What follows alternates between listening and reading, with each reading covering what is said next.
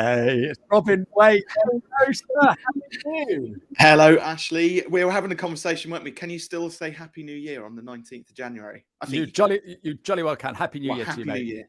Yeah. So, did you have a good Christmas? Can you remember how long ago it was? No, I had a lovely time. It was quite chilled. It was slightly extended because it was 2.5 weeks anyway. Plus, we had, as schools do, they put an inset day on the day after the holiday, so we had an extra bonus day as well with the girls. So, which was lovely. But I'll be honest, I was itching to get back because, as you know, with coaching, like January is silly season for us, where everybody's like, thinking about over Christmas all of the changes they want to make in their business in 2022. So we've created quite a lot of momentum actually heading into this year, which is nice. Oh, fantastic. So I first met you on the Six Figure Bookkeepers boot camp. We were both involved in the boot camp and what have you. And I've been listening to your podcast ever since. I've read your excellent book. Shameless plug for me. Thank you, Ashley. Yeah. Business books, right? Some of them can be, I don't want to say boring, but difficult to read. Yeah. Yeah. Yours, it's got a story about this golfer, and it's brilliant because it's like watching EastEnders or getting involved in a drama. You want to know what the end is. You've got a central character. So yeah, it is really, really, really a great book. It's up amongst my favorites of good books. And a lot of these business books, you have to do this, you have to do that. And you're sort of like, oh, why can't they make it a little bit more exciting? And that's the one thing that's stopping me writing my book, because I want to have a central character. So I might take a leaf out of yours, mate. Absolutely. The whole thing was about like the purpose of having the character in there. I mean, Russ was based on a real character. I won't do too many spoiler alerts because obviously people may want to read the book later on. But Russ was actually like one of my first coaching clients, and the whole like coaching journey and running a business is quite an emotional sort of roller coaster, which like business owners tend to go through. And I wanted to get that across in a book. You can't do that through like a dry how-to book, with a recipe in it. You had to really kind of live and breathe what the character was going through. So hence the reason why, I wrote it it's only 100 pages long as well. So it's a short read, but 5 very salient sort of simple business tools which are described in there. And the idea is that I wanted to inspire people so that rather than feeling like they had to do homework, that they actually left inspired and wanted to do the work. Yeah. No, that's good. Love it. So yeah, I can highly recommend that. And Trisha's already in. So you've got your fan club coming in to watch you. Excellent. No, cool. First question. Tell me a little bit about yourself. Well, I know all about you, but tell everybody else. Go on. Yeah. So for those who don't know me, so I currently run Fearless Business, which is a coaching program which I set up in 2016. So we mostly work with other coaches, consultants, and freelancers, typically in that time for money space.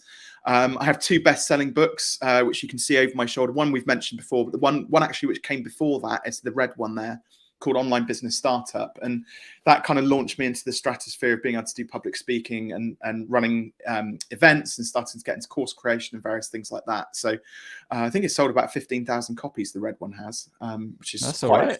It's not bad, is it? Made a good bit of money from that. So prior to that, I ran a marketing agency for 12 years. So predominantly doing web design and branding. So again, there's an element in branding, which is all about the story which business owners tell about their business, mission, values and vision and various things like that. They all get encapsulated in that branding process. And then way back before that, so just to give people a bit of context to why it's appropriate that we're talking to accountants and bookkeepers, I was a systems analyst for 4 years for a medical company, which I know has nothing necessarily to do with accountants and bookkeepers. However, systems analysis is very much like about the numbers and getting to grips with like economically how a business works and is put together. So I'm basically a numbers geek. That's how I kind of explain myself, but with now some quite good coaching skills, I hope. Yeah, definitely, and a great attitude, Robin. That's what I love about you. And just tell us where the name Fearless came from, because that is a great name for a business. Yeah, well, it was a bit of a happy accident, actually. I was so I started out life in the coaching practice as Robin Waite business coach, just a Ron Seal title. And then I was doing a talk and I said something along the lines of business owners really shouldn't be scared like when they're in business, because like if you're on the plains of Africa and you're walking down to get water every day to the river, you know, you're going to get, there's hippos and lions. There's like real things to be scared of. Okay. But in business, there's only two things that go wrong. You know, you lose face, you look a bit stupid, or maybe you lose a bit of money, right? You know, and actually the reality is neither of those two things are that bad, because most people are so focused on their own stuff, they don't actually care about you.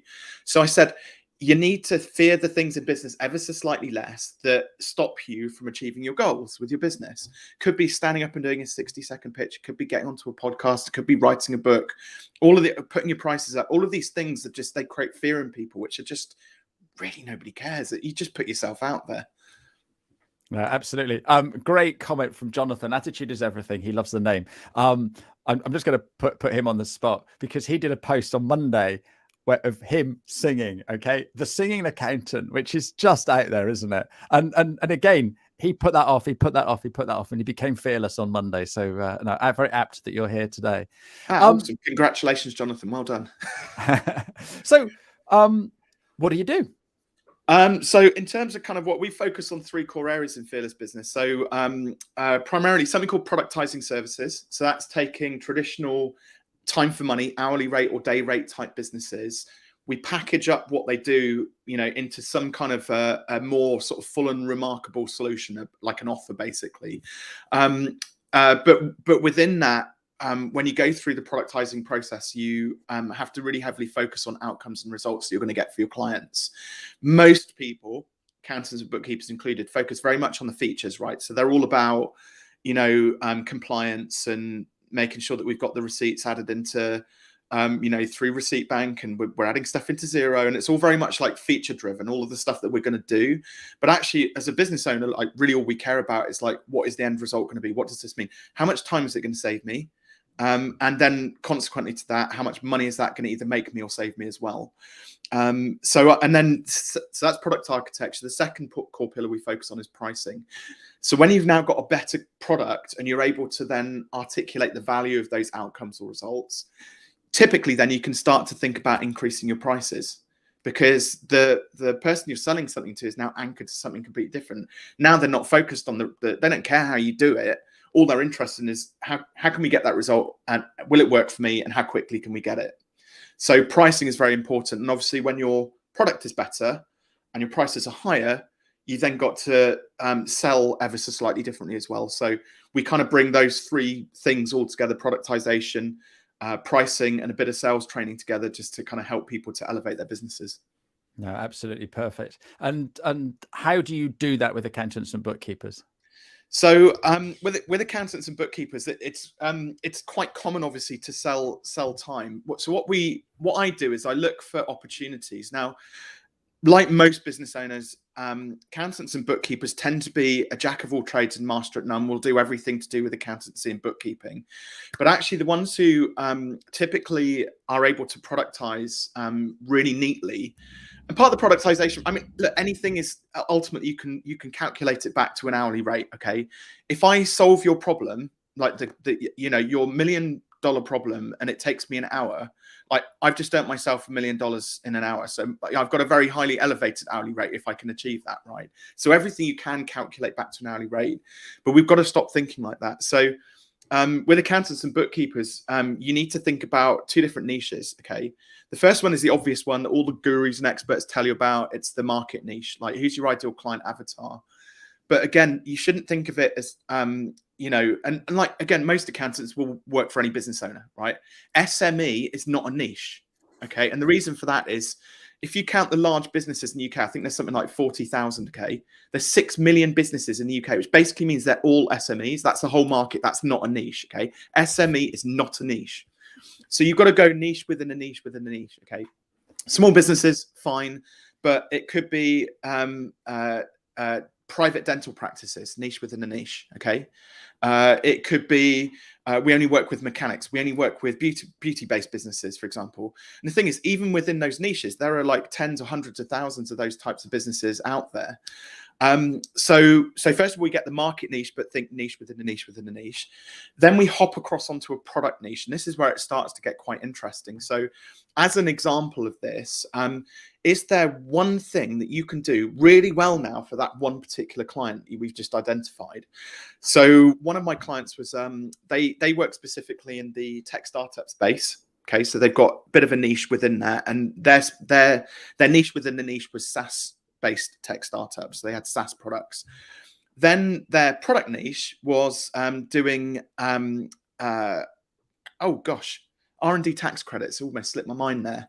So they just did R&D tax credits for funded startups in the SaaS space. And what they did is they had a single setup fee for it, and then they charged a percentage of the however much of a credit they were able to claim back. Okay, yeah. You'll know that I'm not an accountant here because my technical is like clearly quite lacking, but you get an idea of where I'm going with this. And they got to a point where 80% of their revenue was kind of being derived, and they hadn't really identified this, but 80% of their revenue was purely coming in from these commission-based R&D tax claims. So the market niche, product niche, go hand in hand. And that's when you can really then command the third niche, which I didn't mention, but that's the pricing niche. If you do one thing really well for one particular client, you can pretty much charge what you want within reason. Yeah, absolutely. One of my sayings is Rolex or Timex. Yeah, or Casio. Do you know, just as a slight aside, just a little anecdote, and I know we don't have masses of time, so I'll keep it short and punchy. I own my nice tag here, okay, which I bought this 6 years ago as a bit of a reward for myself for some work I did on a house. My wife's like, you should buy yourself something nice. So had this isn't like too ostentatious. It's not like a Patek Philippe or a Rolex or something. It's just to tag her. So it's a lovely watch. And I also own a Casio G-Shock. So I bought it because I didn't want to take this into the water when I go surfing. And I know you're a water baby as well, Ashley. When I worked out how much money each watch had kind of cost me per minute that I'd worn it, it was like this, because I wear this every day, like all day. It's like pennies per minute or pennies per hour that it's actually cost me. Or it's worth pennies per hour. Whereas my Casio, because I've only worn it, half a dozen times in the sea for like an hour or two. It's like what a £50 watch has actually been much more worth something valuable to me than my expensive tag. Yeah, it's funny, isn't it? And that's the thing, and it's just spinning things. Working with an accountant is going to cost you this much, but it's not that. It's the other things that it saves you doing. So no, absolutely, that's a great side hustle, whatever. I can't think what you called that, but that's a good story. So you've been working with accountants and bookkeepers for a while. What are the challenges that you're seeing them have at the moment? Yeah, so forget tax season before Jonathan tells us. I no comment. No, so some of the biggest challenges that ultimately, like, accountants and bookkeepers tend to end up creating jobs for themselves. Okay, so we kind of set up our own businesses, our own practices, in order to create freedom, and lead to a different type of fulfillment. Otherwise, we could just go and work in somebody else's practice as a tax accountant or a bookkeeper or whatever. So, but what a lot of people do is they base their, if they're choosing hourly rates, they go, oh, great, well, I've got 160 hours each month I work, like give or take a bit. Okay, so 40 hours a week. So therefore, I want to earn 5K. So therefore, I'll take 5K, divide it by 160, and then, hey presto, that's my hourly rate. Or they'll look at the competition, but all the competition have done that, right? So then what happens is they start doing the work, and then they're like, oh, but I forgot, I've got to go networking, and I've got to do sales calls, and I've got to do all the admin and systems and stuff like that. And now I've got to a point whereby I've got too much work and not enough capacity. So therefore I'm going to hire somebody, and they're scratching their heads going, where's all the money gone? And it's because actually, in terms of the fulfillment piece of the work, you're only left, like most small service businesses, with about 50, 60 hours max, absolute max in a month of paid work. So you naturally limit your capacity, your earnings potential. So that's the first mistake which they're making. Again, my accountant just, I pay a monthly retainer so that I know that I've got him on call if I need him. Whether I call him or not, it doesn't matter. And actually, he's so good, and we've got such great systems set up, I'm probably paying a premium. I probably don't speak to him from one quarter to the next, if anything. but I actually feel I'm getting great value for money out of that. And I think that's how most accountants and bookkeepers need to reframe things. Second mistake is that they typically don't put their prices up. Or if they do, it's like by 5% or something. I mean, look, inflation over the last 12 months is 5.4%. So if you put your price up by 5%, the cost of living has still outstripped that. So you're actually you're down 0.4%, if anything. And the way I look at it is that probably if most accountants and bookkeepers look to their client base today, you can do a Pareto principle on this, 80-20 the business, and probably 20% of the clients are taking up 80% of your time through what I call the PITAF tax, pain in the arse factor tax. Okay. And it's a hard decision because you're there thinking, well, I don't really want to let my clients go. I don't really want that. They've been loyal clients. They've stuck around for a bit, but yes, they are a bit of a pain in the arse and I've grandfathered them into an old price because they've stuck around for so long. But the reality is that those 20% of those clients are the thing which is holding your business back the most. And like, they're not going to be poor, homeless and destitute, those clients. They will find another accountant or bookkeeper that they can work with. But if you want to create, strategic growth in your business this year, 80-20 the business and drop the 20% of the PITAF clients, the ones who just aren't really paying is what they should be. Second thing is, don't just put your price up by 5 or 10%. I can pretty much guarantee most people watching this won't have put their prices up in the last 2 years, 3 years, 4 years even. I once met a £2 million a year accountancy practice, hadn't put their prices up in 6 years. Okay. So did you say a 2 million or a 3 million? Because that's what it would have been. No, it would have been 3 million though, wouldn't they? Yeah, definitely. We soon fix that. Don't worry about that. But so if you're going to be fearless, put your price up by 20-30%. Okay. Now there will be some existing clients who will be a bit annoyed, but the thing is, the greatest opportunity is in the new business that you're going to win this year, because they haven't yet been exposed to your prices. They don't yet know what amazing, remarkable value or solution it is that you deliver for them when they become clients. They're not anchored to a specific price point. So yeah, best advice: be fearless with your pricing. And put your price up, lose 20% of your PITAF clients, and your business, it's one of those things that you put. I think that it's the Chartered Institute of Management Accountants.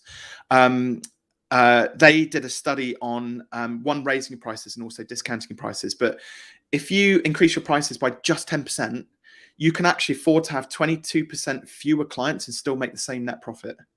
Imagine that. Yeah. Fewer clients and more money. So we always say, do you want 1,000 clients paying you £100 a month or 100 clients paying you £1,000 a month? Yeah. And that's the thing, isn't it? Why are you messing around with clients that are only paying you 300 quid a year for a tax return? It's pretty much the one. I mean, I know we don't have time to go into it too deeply. Maybe I'll have to come back for another shot of this, Ashley. The psychology behind it is this fear of rejection. Yeah.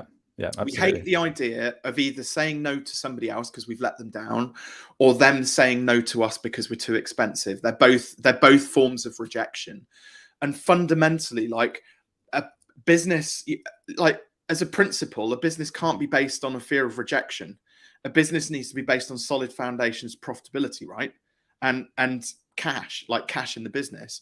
And it's so funny. You'll like this, Ashley. So one of the most common things I get as a coach is I've got a cash flow problem, right? And it's like most businesses don't have a cash flow issue because the money's flowing in, it's flowing straight back out. What they've got is a making more money problem and a cash retention problem. Okay. So it's still twofold, but it's certainly not cash flow. And if we can just educate people on how to manage their affairs a little bit better, focus on profitability, be excited about having cash building up and accruing in their bank account, the world would be, so much a better place. Absolutely. And there'd be no work for you and me. Well, yeah. So that is absolutely superb. So do you have a story that you're happy to share with us of how you've helped an accountant or a bookkeeper? Yeah, well, I got two actually. So I'm gonna have to pick one. It's like picking your favorite child. So I'm going to go with the one which was actually an accountant who had an in-house bookkeeping facility in their business. So when they went through and audited, or I went through with them and we audited, it's funny, an accountant having problems with their books, but we were auditing, they were doing all of this work and again, scratching head at the end of the month going, where's all the profit? This doesn't make any sense. So we did a cost analysis based on what's first of all, what is the accounting business doing profitability wise? What is the bookkeeping business doing profitability wise? Very quickly, we saw the accounting side of things was very profitable. Like it was doing super well. And we started to take a look at the bookkeeping side of the business. And essentially what was happening was they were obviously billing out their bookkeepers at, say, £35 an hour. And it transpired that they were paying their bookkeeper on a like a freelance basis, something like £28 an hour. Okay, so there was only £7 an hour sort of in it. But what was happening was my client was going out to a client, selling the accountancy, selling bookkeeping, as a package, and she'd calculate how much time she thought that the bookkeeping should take. But invariably, what was happening was that the bookkeeping was taking, it wasn't quite double the amount of time that she quoted, but it was a significant amount. So then when we worked out the numbers, every hour of bookkeeping that she sold, it was costing the business 10 or £12 an hour in terms of profit, which was obviously the accounting business was the thing that was supplementing that. So I said, you've got to do one of two things: drastically increase the price of your bookkeeping, so that, and I believe that any service you buy, and you should double it. So whatever it costs you, double it. And that gives you that 50% gross profit margin, which should be where as a bare minimum, especially for a service business, is at. So she was hesitant about that. And I was like, I think you're overpaying your bookkeepers as well, especially for an in-house function. Why don't you go and offer one a job and see if she'd take the security of a salary? And sure enough, she did. And actually the salary, she ended up with more hours of work, got paid slightly less per hour, but it just helped to redress the balance, through the whole books.